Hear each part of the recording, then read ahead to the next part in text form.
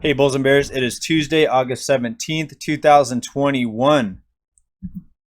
We're going to start off our update today, an economic report on California. And unemployment is actually worsening in California. So instead of a recovery, why are we seeing more people unemployed, filing unemployment, versus the previous month? So let's go ahead and take a look and see what's going on. And we're also going to go over some broader market and economic details here today in this report. And this is out of Mercury News. California unemployment claims soar to highest total in 3 months. In contrast, the national rate falls by 12,000 from the prior week. So as the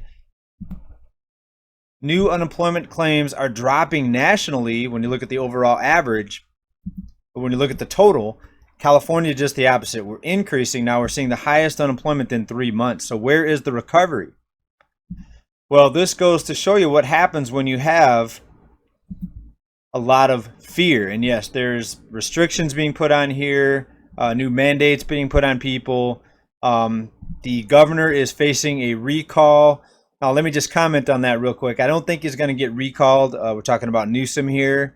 The California people are so dumb, most of them, not all of them, most of them are so dumb. They'll probably vote for him just because of his hair. Just because they like his hair, they'll probably vote for him. That's how ridiculous the California people are. Not all of them, because I'm a California person. So, of course, not all of them. We'll have to see how it goes, but I don't think it's going to matter. They'll just replace him with somebody else that's just equally as, let's just say, bad for the economy. So, highest level in 3 months. So, during last week that ended August 7th, but the total, when you look at it for the entire month, is higher than the previous 2 months. So why is that happening in California? Well, again, new shutdown restrictions, fear, and honestly, I think a lot of people are just discouraged from working when they see the cost of living, especially here in California. $600,000, $700,000, $800,000 in many cases for an entry-level home in some areas. And let's put this into the mix. California has kept the supplemental unemployment benefit, the extra $300 added to the unemployment benefits, which is the federal, what's called the supplemental benefit. So California has kept that. Could that also be a factor? And it's not just me saying that. Stephen Levy, director of the Palo Alto-based Center for Continuing Study of the California Economy, said, quote, "Some people are not going back to work until the federal supplement ends," unquote. Okay, so $300 a week, not a lot, $1,200 a month. But if you're somebody living at home with their parents, like I think at least 50% of millennials are living at home with their parents, then $1,200 can get you by for a while if you're just living rent-free. So I think that's part of it, but also, of course, the fear of the sickness, a lot of other things happening, the shutdowns again. We'll have to see how it goes, but California is an anomaly when the rest of the country is seeing declining jobless rates. What's going on here in California? Some say it's warm enough here where even if you're homeless and you decide not to work, you're still not going to freeze to death. So some people say that's another reason people out here are more laid back and not as encouraged to go to work. I don't necessarily think that's a very big factor, but I think a lot of people might have that mindset. A few people anyway. All right, but take a look at this next out of OC Register. Southern California pay hikes are the #1 in the nation. Because the cost of living is so high, employers are having to increase the pay to encourage people to come and go to work. So in reality, it's going to have to be a lot more than 3.5% annual increase. Why? Because prices are rising more than that. Used car prices up almost 50% since just a couple years ago. Home prices skyrocketing. Even the cost of food has went up more than 3%. So this is not nearly enough. And how many small businesses are going to be able to go more than 3 or 4% on the annual pay increase? All right, remember, 5 out of 10 businesses fail within the first 5 years. The first 5 years. So 5 out of 10 businesses fail even with the current situation.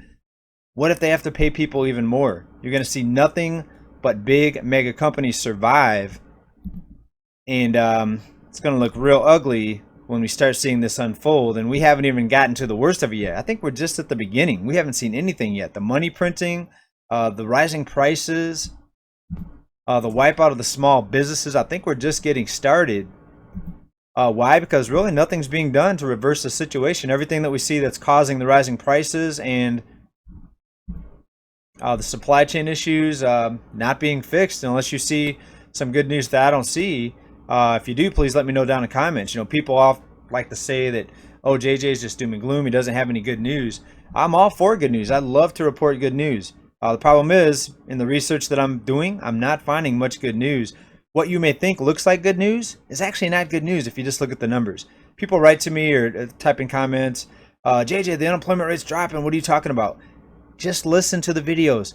The real unemployment number is close to 25, a little over 25%. You're looking at manipulated data. So all the people that are saying that there's all this good news out there, that the economy's recovering, they're looking at phony data. You're looking at phony data. Are you looking at the real numbers, or are you just believing whatever they put on the screen in front of you? Right? We show you the alternate data. We tell you how they cherry pick the numbers. They change definitions. Okay, the powers that be, they're going to do everything they can do to make it look like they're doing a good job. Does that mean I'm the bearer of bad news? I mean, if I'm telling you the reality, if I'm telling you the truth, I guess that's making me the bearer of bad news. So would you rather have me lie to you with good news, or to give you the real news, even though it may not be good news? Well, let me expand on that a little bit here. Even bad news is good news when it comes to the markets, because when bad news comes out economically, the markets somehow expect the Fed to just step in and make up the difference, and then that's positive for the markets, right? So bad news in some cases is good news. When you have a manipulated economy, you actually have people out there that are hoping for bad news. That means the Fed can come in, and the Fed's a guaranteed buyer, the buyer of last resort. And they could just blow up their balance sheet. The people trading stocks can continue to get rich. All right, everything's fine. Everything's hunky-dory. Except for, what about the people in the last video? Some people are actually can't even pay their trash bill and they're facing foreclosure. Why can't we end the moratorium on evictions? Why can't we start foreclosing on all the people that are behind on their mortgages? Why do we have to keep extending the student loan payments from being paid back? All right, why is the question. You tell me. But let's take a look at the markets today. All major indexes in the red. We also saw a drop in oil, gold, and silver down a bit as well.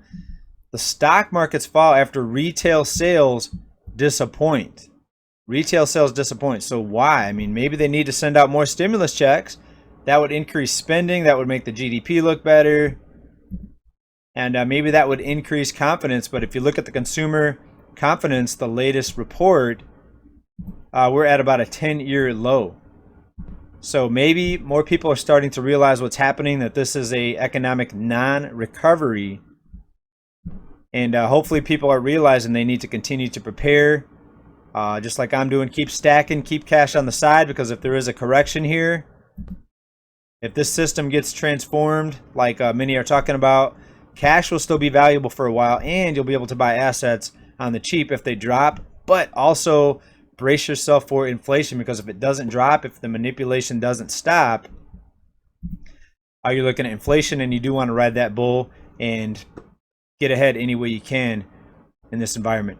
Thanks everybody for watching this report. Stay well, stay safe, everybody. Keep stacking. Bye for now. Peace.